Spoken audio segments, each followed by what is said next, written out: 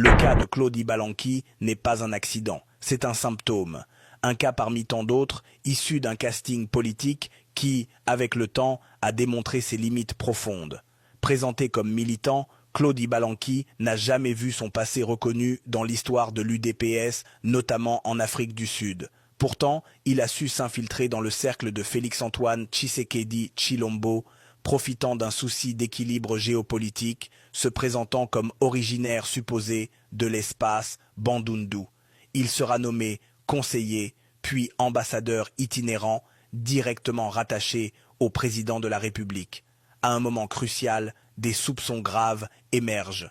Le directeur de cabinet Guilain Niambo découvre une liaison obscure avec le réseau rwandais, incluant la transmission de documents classés confidentiels de la présidence.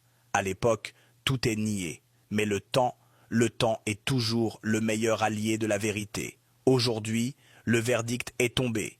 Claude Ibalanki s'est dévoilé lui-même en rejoignant publiquement et officiellement la rébellion rwandaise AFC M23, se rendant à Goma, ville occupée sous les bottes de l'ennemi. Ce n'est plus une suspicion, c'est un fait politique majeur. Ce cas relance un débat douloureux mais nécessaire, celui des combattants de la 24e heure venus à l'UDPS au moment de la prise du pouvoir pour occuper des postes stratégiques au détriment des vrais fils et filles de la maison, ceux qui ont réellement mouillé le maillot pendant les longues années de lutte. Le cas Ibalanki ne doit pas être isolé.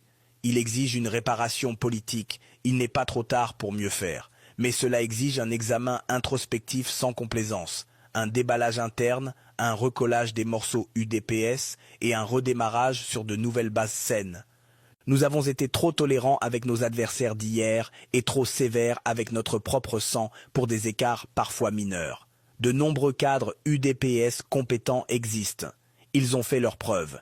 Ils méritent leur place autour du président de la République et dans les institutions publiques. L'approche qui consiste à marginaliser les fils maison au profit des profiteurs de dernière heure est suicidaire à long terme.